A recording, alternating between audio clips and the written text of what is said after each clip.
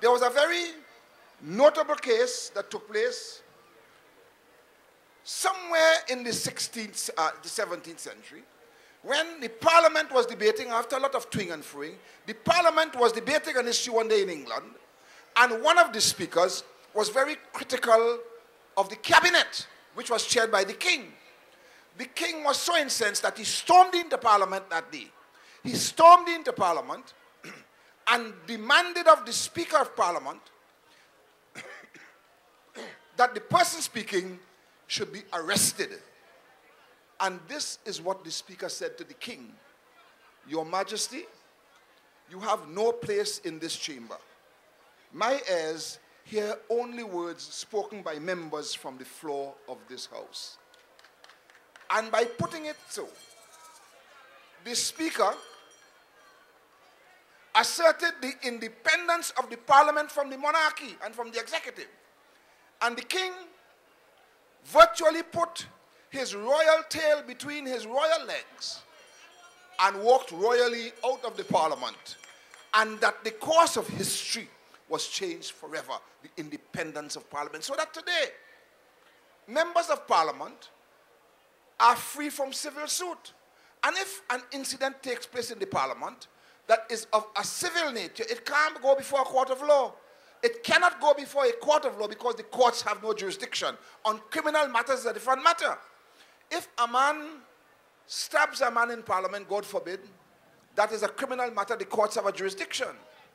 But if a man decides that he is going to accost a man because, a member of Parliament, because he owes him some money, or some outsider is owed a debt by a member of Parliament, can't touch him, because parliamentary privilege ensures that the member of Parliament has certain immunities in matters of a civil nature. It is very, very interesting. The problem, my dear friends, is this. That's right. The problem is this, that it is subject to abuse. That parliamentary privilege is subject to abuse. And it is extremely difficult. It is extremely difficult to deal with that matter. Because if you seek to curtail at all the freedom of speech in Parliament, then what in fact you are doing is you are encroaching on the independence of the legislature, and you are encroaching on the ability of Parliament to properly discharge its independent function. This is reality. So when there's a parliamentary committee, whatever is said in the parliamentary committee is privileged. And if somebody is summoned to a parliamentary committee, as the Parliament can do, whatever that person says to a parliamentary committee is privileged. And the records of Parliament and the records of that committee cannot, except without a special dispensation from Parliament, be used in a court of law. And if it is to be used, you can't question what was said. You have to accept what was said as fact. Those are the realities, my dear friends, of parliamentary privilege. The problem is, it has been the subject of widespread abuse. In our Parliament, not too long ago, what we did, it's difficult to change it, what we did is we said, okay, if any citizen of Trinidad and Tobago who is not in the Parliament and who believes that his or her name has been improperly used in Parliament to his or her disadvantage, you can now write a statement, and the Speaker of the House or the President of the Senate will cause that statement to be entered into the Parliament record. In other words, if you feel you have been disenfranchised, you are now given a voice even though you are not a member of Parliament. So that is one advance that we have made. And I am sure that there might very well be other things that we can do. And one of the things I would like all of you to do, my dear friends, is to consider that matter very carefully, so that when the team comes around and it begins to talk to you on these matters, whatever ideas you have, it will be interesting and important that those ideas are made available to the team. I should tell you that following this series of lectures, we are now going to begin discussions within the PNM. Because now that we have outlined what the working document says and what the Constitution is about, we are in a position to start internal party discussions And by a very democratic internal process, the party is going to arrive at a position that it will adopt on each and every matter that comes before the national community. I can also tell you that the draft constitution seeks to address all the problems of Trinidad and Tobago as we understand them. The problem of crime, an aspect of it, and a very important aspect of it, is being dealt with by the Ministry of the Judiciary, very important aspect. And you just name the issues, my dear friends. The problems of the service commissions are being addressed here and so on. Every problem, every significant problem of Trinidad and Tobago is being addressed by the draft working document in one form or the next. It will be for us at the end of the day, and on the basis of the consultations that will take place, it will be for us to say exactly what do we want. I want to say a word today about Tobago. You remember that we have finally come to a position in the PNM on Tobago that we would like to see Tobago have maximum autonomy within the context of the unitary state of Trinidad and Tobago. That's the position we have adopted. Well, my dear friends, as a consequence of that, some work is now being quietly done. They want to say who is doing it. It is being done in collaboration with the Tobago House of Assembly.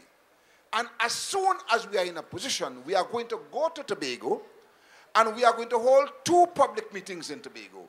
One in Tobago East and one in Tobago West. We will discuss, my dear friends, we will discuss not just the new constitutional arrangements that we are contemplating, that we will advocate for the people of Tobago, because we've discussed this matter in Tobago so many times. So many times we've discussed it. But we will also talk with our colleagues in Tobago about changes to other aspects of the constitution that are now being contemplated. So Tobago, you have not been left out at all. You are uppermost in our minds. Our Tobago brothers and sisters are an integral part of the unitary state of Trinidad and Tobago.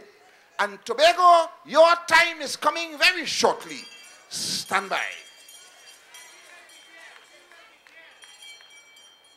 The other issue that I want to briefly mention this evening is Caribbean integration. Because the draft working document also says that before Trinidad and Tobago gets into any integration arrangement with any state in the Caribbean, or any state, that Parliament must pass a law to that effect. Whereas in the past, there was no requirement for Parliament to be involved in it in any way. What we are now saying, consistent with our concepts of democracy and consistent with our view that the representatives of the people must have a say on all important matters, Parliament will have to debate that matter. Parliament must pass a law, and only then a government of Trinidad and Tobago will be authorized to enter into any integration arrangements in the Caribbean.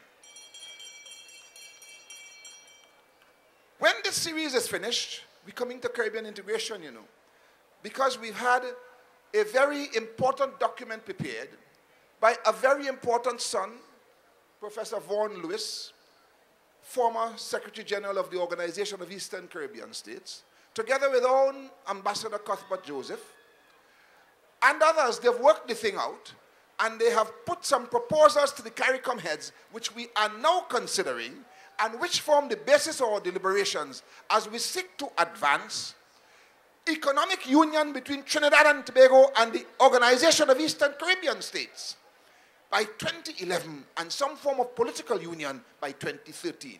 But if we pass this constitution, we can't do it without a law in Parliament. So we're coming back to you. We are coming back to you at an appropriate time to discuss that matter. So my dear friends, I think that deals with all the concepts that we have to address as we seek to deal with the reform of the Constitution. Let me ask you your view. Do you agree with what we are doing or not? Do you like the stance that we are taking? I must tell you that the draft working document is separated into a number of parts. There is the preamble, remember? There's the preamble, we talked about that, the aspirations of the people. there is what they call preliminary